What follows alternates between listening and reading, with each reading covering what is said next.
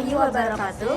Perkenalkan, nama saya Yola Kurnia dengan NPM akhir 030. Perkenalkan, Citra Monica dengan NPM akhir 087. Di sini kami akan melakukan video pada tugas proyek kedua, regresi multinomial, ordinal, dan logit probit pada stata. Nah, kemudian kita akan mengestimasi multinominal logit dengan menggunakan data 9.1, yang dimana caranya adalah kita buka file,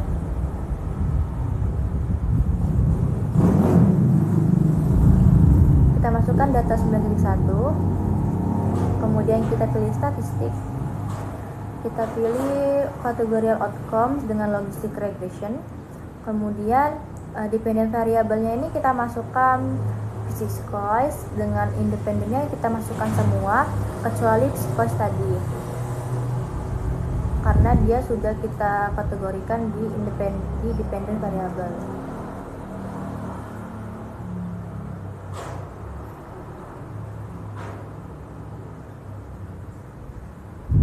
Nah, kemudian tuh di bagian option kita klik, terus kita ketik 1 untuk base outcome-nya, maka akan menghasilkan data seperti ini. Ini untuk multinomial logistic regression. Nah, kemudian kita akan mempresentasikan hasil dari regresi multinomial logit data 9.1 ini, yang dimana bisa kita lihat ini hasilnya dengan interpretasi model dan variabel dulu, yang dimana variabel dependen yang kita gunakan itu physics cost adalah pilihan pendidikan setelah SMA, yang dimana jika kategori 1 itu adalah tidak kuliah, base outcome, yang kedua kategori 2 itu adalah kuliah selama 2 tahun, kategori ketiga itu adalah kuliah selama 4 tahun. Dengan variabel independen, yang pertama high score itu adalah status pendidikan SMA atau lama sekolah, grades adalah nilai akademik siswa, yang faminik adalah pendapatan keluarga, biasanya tuh per tahun atau per bulan dalam ribuan dolar. Kemudian ada FAMSIS, yaitu ukuran keluarga atau jumlah anggota keluarga dalam suatu rumah tangga. Kemudian ada PARKOL, yaitu pendidikan orang tua, yang dimana jika angka 1 tuh orang tua pernah kuliah dan 0 tuh orang tua tidak kuliah. Yang kemudian ada female, yaitu jenis kelamin perempuan, dan black adalah ras atau etnis. Kemudian cons adalah konstanta atau intercept model dengan nilai dasar peluang ketika semua variabel kurang sama dengan 0. Nah, pertama-tama kita akan membandingkan kategori kuliah selama 2 tahun versus dengan kategori 1 tidak kuliah. Bisa kita lihat hasil dari data yang telah kita uji menggunakan stata tadi ini.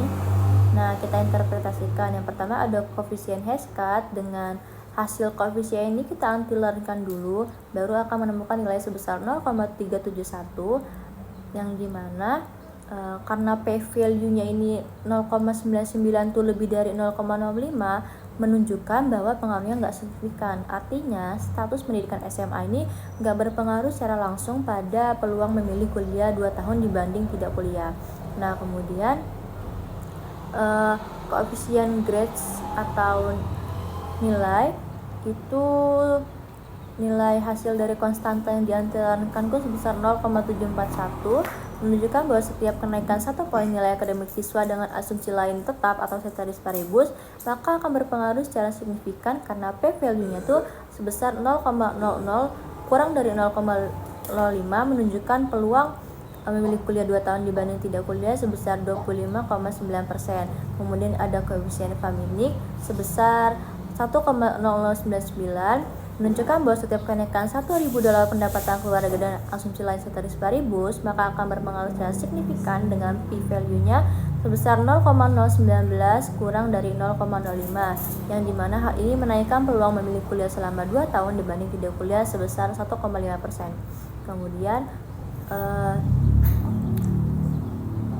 koefisien FAMSIS dengan nilai antilan sebesar 0,907 menunjukkan bahwa setiap tambahan 1 anggota keluarga dengan asumsi lain tetap, peluang memilih kuliah selama 2 tahun itu dibanding tidak kuliah lebih rendah sebesar 9,3%. Namun pengaruh ini ada di taraf yang tidak signifikan karena p-value-nya itu lebih dari 0,05. Kemudian ada koefisien PARKOL sebesar 1,693 yang menunjukkan bahwa responden dengan orang tua lulusan perguruan tinggi memiliki peluang 69,3% lebih besar untuk memilih kuliah 2 tahun dibanding tidak kuliah dengan pengaruh yang tidak signifikan karena p-value-nya ini kurang dari lebih dari 0,05. Nah, kemudian ada koefisien female sebesar 1,152 yang menunjukkan bahwa responden perempuan memiliki peluang sebesar 19,2% lebih besar untuk memilih kuliah selama 2 tahun dibanding laki-laki dengan asumsi lain tetap atau konstan.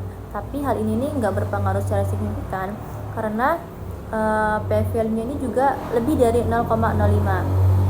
Kemudian ada koefisien Black sebesar 1,744 setelah diantilonkan menunjukkan bahwa responden berkulit hitam memungkinkan sebesar 74,4% lebih tinggi memilih kuliah selama 2 tahun dibanding tidak kuliah dengan asumsi lain tetap, tapi tidak signifikan karena p-value-nya tuh lebih dari 0,05%. Kemudian ada konstanta, ada cons dengan hasil antilen 9,67 yang menunjukkan baseline probabilitas memilih kuliah 2 tahun dibanding tidak kuliah cukup besar, dan konstanta ini signifikan pada taraf 1% karena hasil dari p-value-nya itu sebesar 0,000.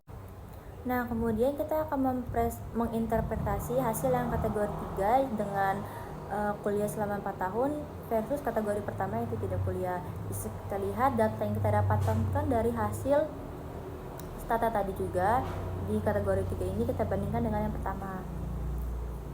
Nah, hasil interpretasinya itu koefisien pertama Hesketh antilennya sebesar 1,3365,544, tapi karena p-value-nya di sini tuh 0,980 itu lebih dari 0,05, itu menunjukkan bahwa pengaruhnya nggak signifikan. Jadi bisa kita simpulkan bahwa status pendidikan SMA ini tidak berpengaruh langsung terhadap peluang memilih kuliah selama 4 tahun dibanding tidak kuliah.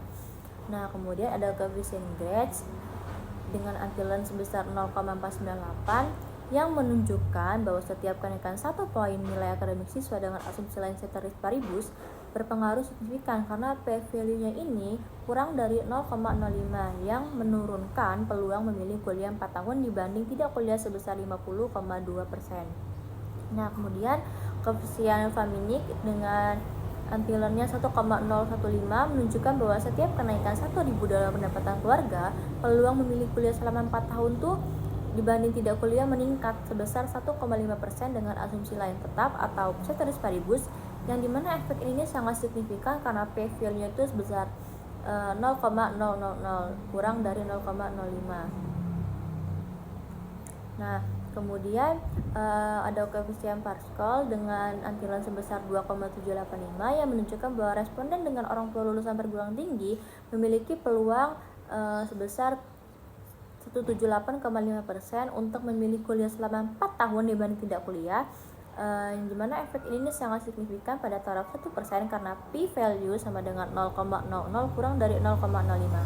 Kemudian koefisien female dengan hasil antilen sebesar 0,94 itu menunjukkan bahwa responden perempuan memiliki peluang sebesar 5,6% lebih rendah untuk memilih kuliah 4 tahun dibanding laki-laki dengan asumsi lain tetap. Tapi hal ini tuh nggak signifikan karena p-value-nya itu kurang dari 0,05, yaitu p-value-nya itu sebesar ini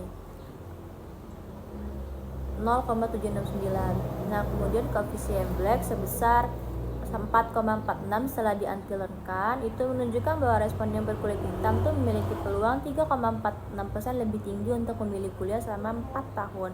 Tapi hal ini nih nggak signifikan karena sangat signifikan karena p-value-nya ini kurang dari 0,05 yaitu 0,000. Nah, yang terakhir ada cons dengan hasil antilen sebesar 149,3 yang menunjukkan bahwa baseline probabilitas atau nilai konstannya untuk memilih kuliah selama 4 tahun dibanding tidak kuliah itu sangat besar. Efek ini sangat signifikan pada taraf 1% karena probabilitasnya itu karena p-value-nya itu kurang dari 0,05 sebesar 0,000. Nah, selanjutnya kita akan mengestimasi ordinal logit, yaitu dengan cara kita klik file, kita pilih open menggunakan data yang 10.1 stata. Nah, kita kemudian pilih yang statistik, kita pilih yang ordinal outcome dengan logistic regression. Nah, di sini kita masukkan variabel dependent to warm dengan independennya itu semua kecuali yang warm dan L2 sampai 4 ini.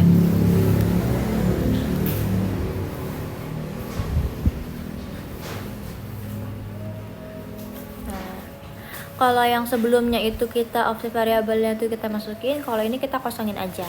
Kemudian kita klik OK. Nah, maka hasilnya seperti ini.